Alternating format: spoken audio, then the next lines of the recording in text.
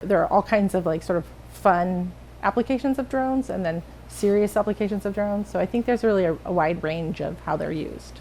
The community is always very welcoming and very open, and they want to see more pilots and new people. For the classroom, I like the complexity of drones because there's mechanical systems and there's good physics involved and there are electronics, and so it's a really good problem that students can solve, and it's more complex than probably beginning engineering projects. Not only is it fun and sort of a fun and healthy hobby, but to be involved you have to be learning about all these STEM education topics. The goals of the Drone Light Show is to be the future of art and entertainment in the sky, to be an eco-friendly solution, and to help add some diversity. Drones are just the latest introduction of another innovation. It's going to change the way we live here. I think it's very exciting for young people growing up in the world, and I'm very curious to see what new innovations are going to come up.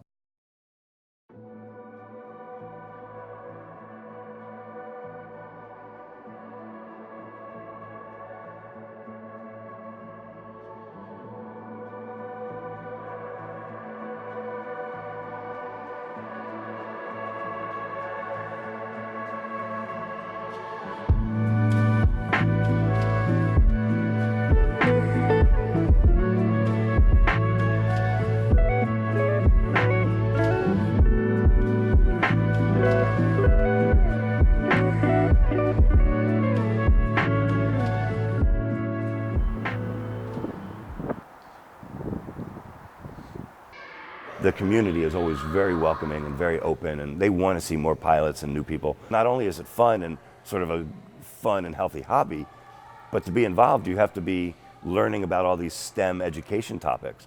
Tonight we are meeting at the Hiller Aviation Museum, and we're actually racing micro drones through the gallery of the museum. And so we actually fly them through the exhibits and around the airplanes. FPV drone racing is a hobby in which pilots are flying small, powerful drones around. The drones have video cameras on them and little transmitters, and so they're wirelessly transmitting video back to goggles that the pilots are wearing. So for the pilots, the experience is being inside the aircraft, like you're in the cockpit of this airplane. And so instantly when you put the goggles down, you feel like you're flying. And that experience is so addictive and so transformative for people that once they start doing it, it's all they want to do. I'm working kind of part-time, racing part-time. The racing's more of a passion. It's not really a job, but it feels like a job because I practice 40 hours a week. So I'm on a racing team, Velocidrone Racing, and Velocidrone's a simulator. And I'm also sponsored by a bunch of companies that help me keep my fleet up and running, because I wouldn't be able to afford it if I didn't have sponsors. Drone racing is like everything about me. Every day I think about it. Every day I'm trying to get better at it. I mean, the most addicting thing is just the rush you get and the freedom, racing head to head against someone, the same speed as you. It's all, there's so much pressure and adrenaline. It's just like an insane rush. We started before we were drone racing actually as drone combat guys. We started buying the cheap toy drones that were available 5 or 6 years ago at the mall. So this was in 2012, 2013 and 14. And right around then, drone racing came on board. The goggles and the cameras started getting integrated. And at that point, globally, that notion of drone racing just, that notion became viral, and it really took off all over the world. When I'm not out flying in real life, I'm on the simulator. I host races online. We have a racing league online that I run. So I'm racing online pretty much every night. My Instagram's filled with drone stuff. My Facebook feed's filled with drone stuff. But drone racing, just on its own, really offers a lot of community. No matter where you go, if you are looking for a drone race or you're looking for information to get into it, the community is always very welcoming and very open, and they want to see more pilots and new people, especially as those new people tend to be kids and younger pilots, because when we started it was mostly adults. Engineering and flight dynamics and learning how to use hardware, and so all of that, all those skill sets being brought to bear make this much more than just a game or much more than just a hobby, but actually something that really can help kids get a early kind of zest for these technologies and a head start on career opportunities and the knowledge base that goes around that. If you're willing to spend a lot of time and energy to take something like this seriously, you're doing such a benefit to your spatial reasoning and your critical thinking, and again, your understanding of some software applications and math and engineering.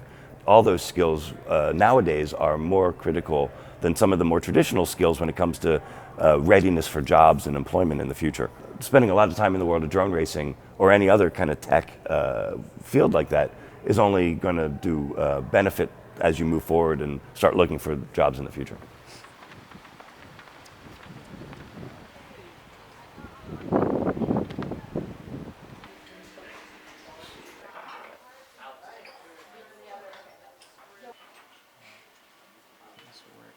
I think it's a project that a student who knows very little could get into. There's a big learning curve throughout that process, but there's a lot of information out there.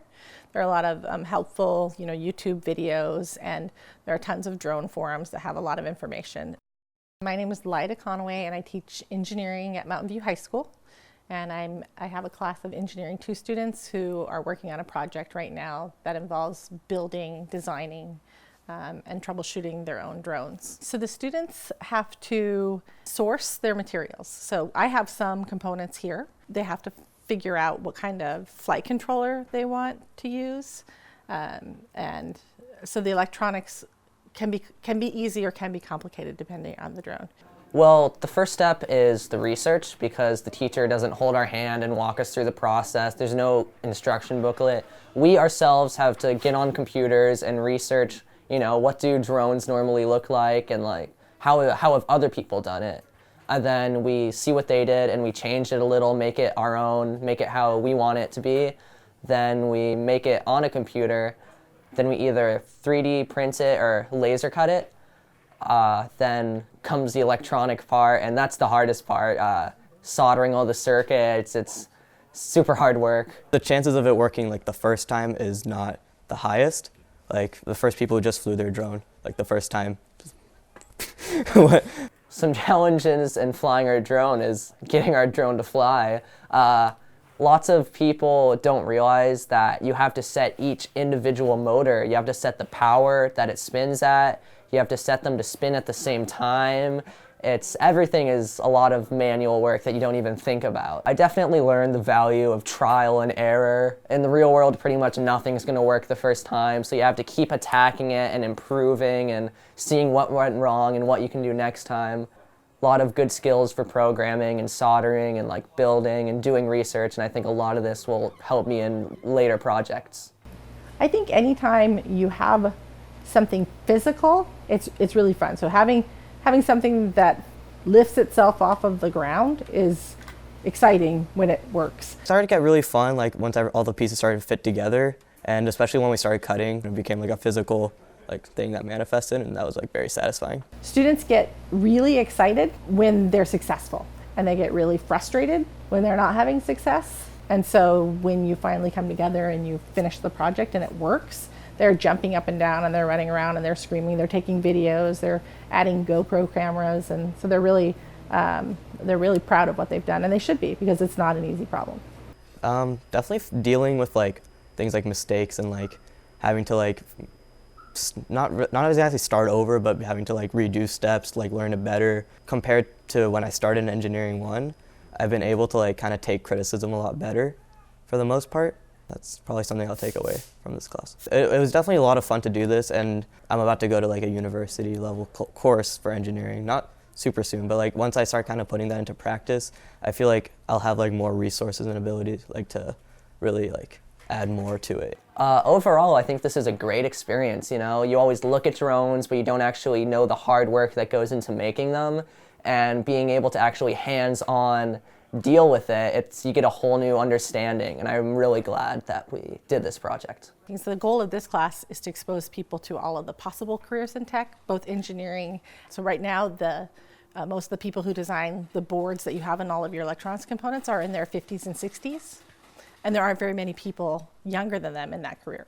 And so there's actually going to be a huge need for electrical engineers over the next 20 years.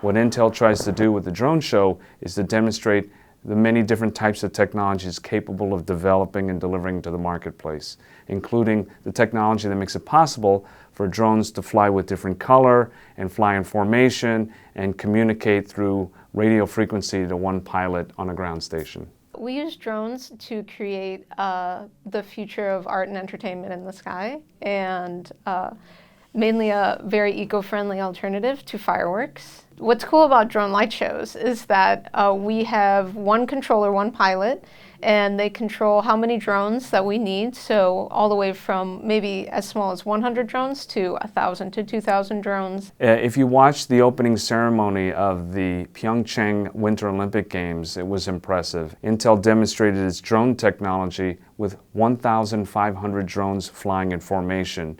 For the Tokyo Games, Intel's ambition is to set a new world record with a much larger number of drones that will be flying over Tokyo, and preparations are already underway for that. My job is creating the 3D shapes that the drones actually form in the sky. So the planning process is a lot like graphic design. You create a storyboard and you follow through by creating a simulation. Drones that you can buy commercially or just like you and me can buy are made for multiple different purposes, for surveying, have a camera on it. These are specifically built for drone light shows. I think drones are a safe way for kids to learn about technology in a fun way, and I think one of the ways we try to encourage kids to pursue science, technology, engineering, and mathematics education is to look at fun applications that really capture their attention. So in general, I liked how the 3D aspect interacted with this hard piece of software, and it's, from an artistic standpoint, it's like messing with a different media. It's just a lot different than paint or drawing. It's drones in the sky. There's a concrete linkage between what you see happens with a drone and what is written into a software program, and I think that tangible connection really makes it an exciting teaching tool. I'd say the thing that's most rewarding about teaching kids about drones is you see the excitement factor and their eyes light up, especially if they can see a drone show in person, if not in person, when they see it on YouTube. And the fact that they can work on some aspect of the drone, usually the software programming, and make the drone fly, that really makes them really excited. The country in the United States is actually has a crisis in terms of a shortage of labor. In order to continue with the innovation that companies like Amazon or Apple or Facebook bring, we need more engineers. I absolutely think that drones will become a bigger part of society. I know that I went and visited DJI in Shenzhen. They're the largest manufacturer of drones in the world.